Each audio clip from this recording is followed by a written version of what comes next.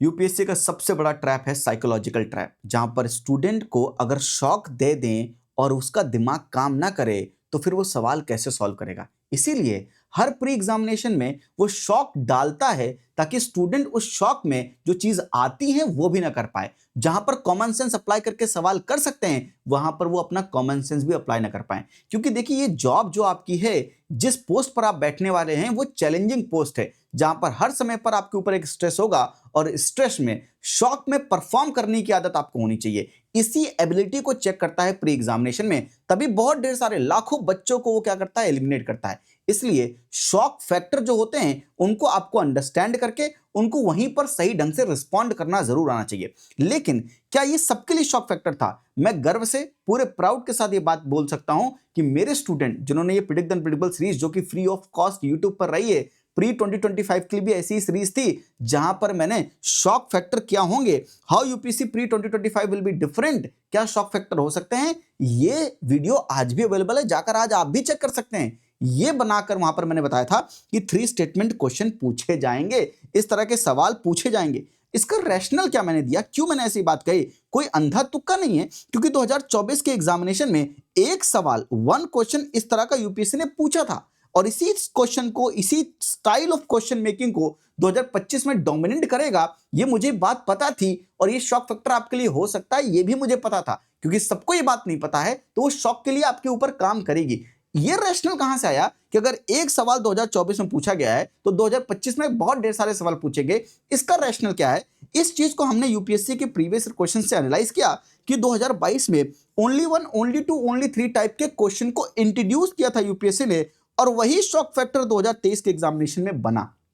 इसलिए इसी रैशनल को फॉलो करते हुए मैंने आपको बोला था कि ये 3 स्टेटमेंट क्वेश्चन आपसे आगे पूछे जाएंगे और हो सकता है ये शॉक फैक्टर आपके लिए हो। इसीलिए 2025 के पेपर में इतने ढेर सारे सवाल 3 स्टेटमेंट क्वेश्चंस है। क्या 2026 के प्री में इस टाइप के क्वेश्चन आएंगे? बिल्कुल आएंगे, लेकिन उतना डोमिनेंटली हो सकता है ना आए। ऐसा मैं इसलिए कह रहा हूं कि 2022 में जब इंट्रोड्यूस किया था ओनली वन, ओनली टू वाले क्वेश्चंस, 2023 में वो डोमिनेंट रहे, उनको अभी तक कंटिन्यू किया गया है। आज भी only one, only two, only three वाले क्वेश्चंस आते हैं, पर उतने डोमिनेंटली नहीं आते हैं। इसी तरह से ये 3 स्टेटमेंट क्वेश्चन हो सकता है इस बार भी आएंगे, जाहिर सी बातें आएंगे, लेकिन उतना dominantly as a shock factor वो यूज नहीं होंगे, क्योंकि अब आप उस सिचुएशन से अपने आप को अडेप्ट कर लेंगे। तो यूपीएससी कुछ नया शॉक फैक्टर इंट्रोड्यूस करेगा 2026 के लिए, जिसको मैं इसी प्रेडिक्ट द अनप्रेडिक्टेबल सीरीज में कोशिश करूंगा बताने की कि वो क्या हो सकते हैं। जरूरी नहीं है वो हो, मैं एग्जामिनर के बगल में बैठकर उससे पूछ पूछ कर आपको नहीं बता रहा हूं,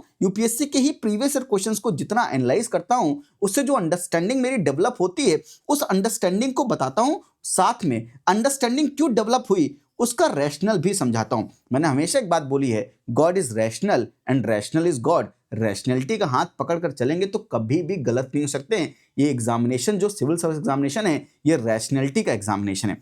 ये सवाल किसके ऊपर था 2025 के प्री में? ये कॉप 28 के ऊपर सवाल था, और इस सवाल को सॉल्व करके मैं आपको ये बताऊंगा कि किस तरह से 3 स्टेटमेंट क्वेश्चन को देखते हैं, इसके ऑप्शन के डिजाइन, यानी यूपीएससी का स्टाइल क्या है, किस तरह से यूपीएससी इस क्वेश्चन को डिजाइन करता है या 3 स्टेटमेंट क्वेश्चन को डिजाइन करता है, और हमको वहां पर क्या देखना है। यूपीएससी का क्या ये कोई नया स्टाइल है या किसी पुरानी स्टाइल को ही चेंज करके उन्होंने ऐसा बना दिया है?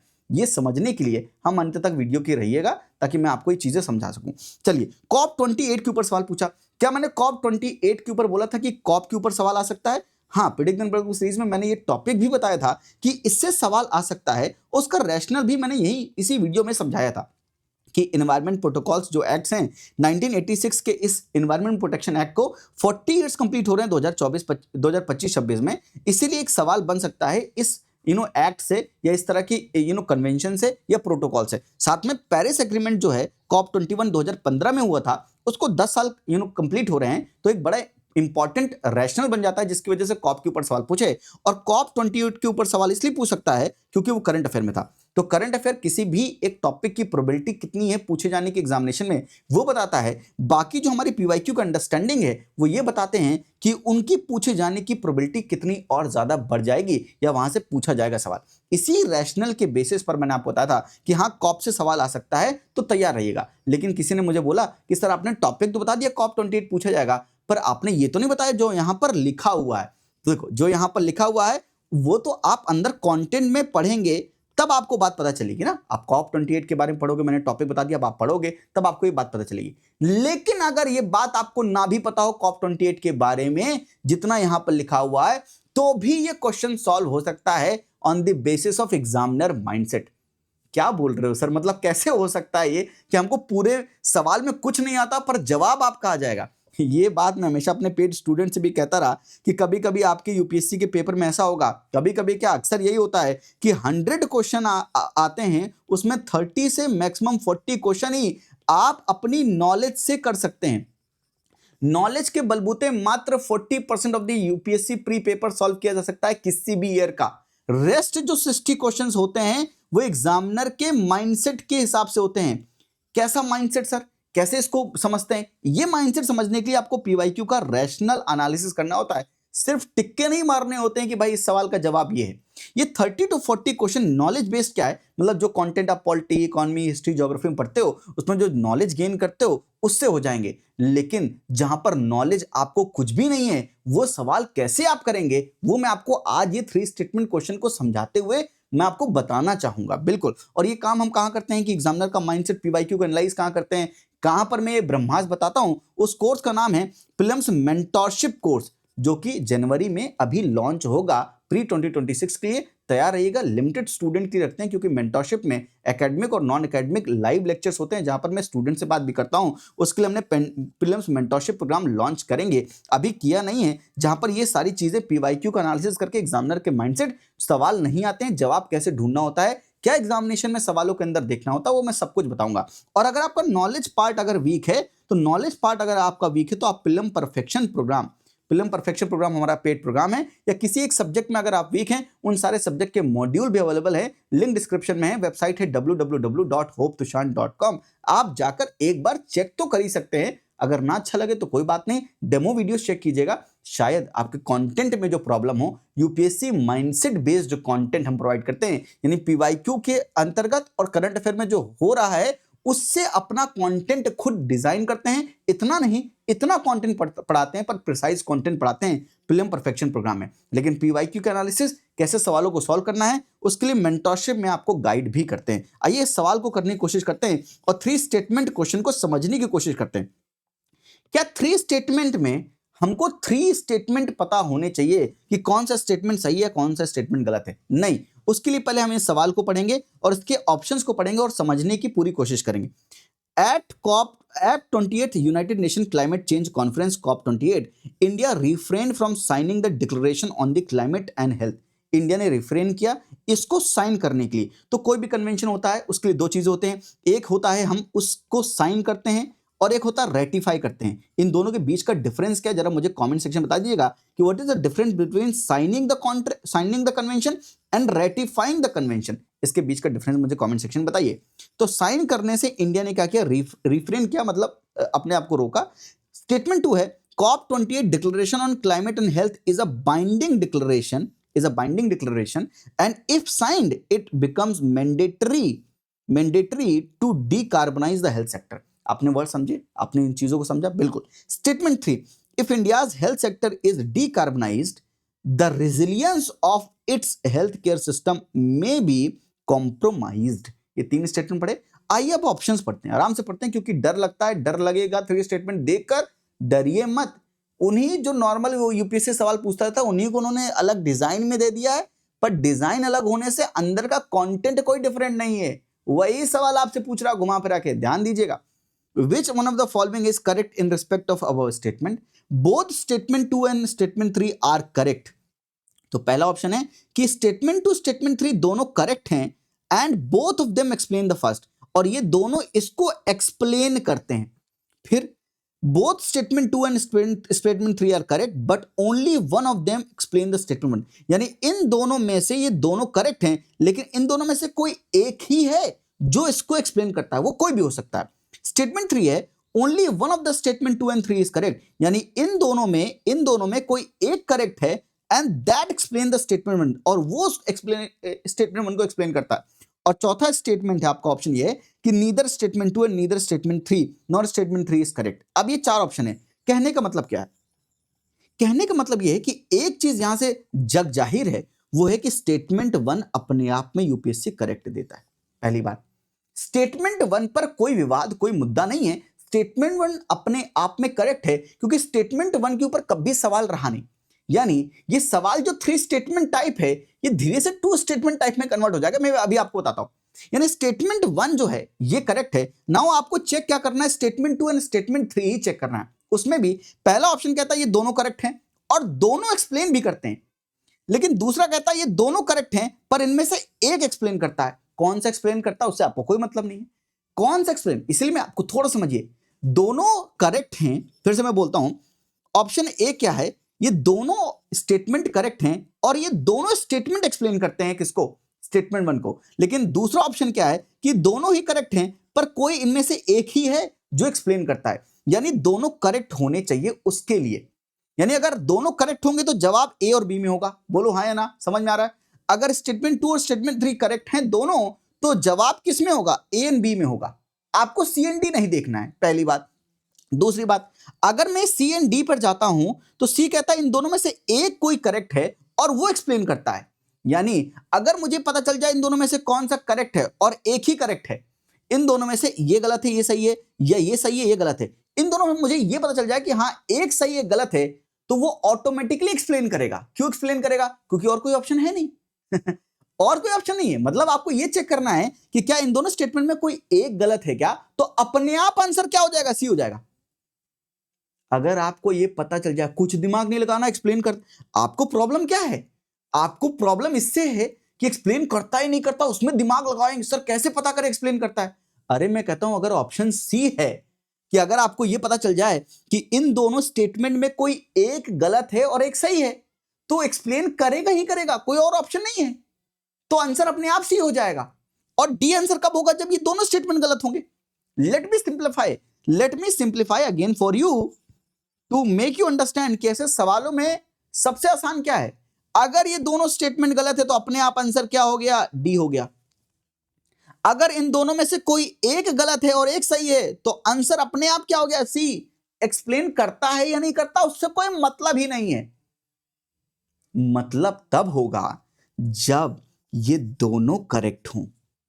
जब ये दोनों करेक्ट होंगे तब वो चैलेंजिंग क्वेश्चन बन जाएगा कि इन दोनों करेक्ट होने के बाद ये चेक करना पड़ेगा कि दोनों एक्सप्लेन करते हैं या इनमें से एक एक्सप्लेन करता है। अगर दोनों एक्सप्लेन करते हैं तो ए आंसर होगा, अगर इनमें से एक एक्सप्लेन करता है तो बी आंसर होगा।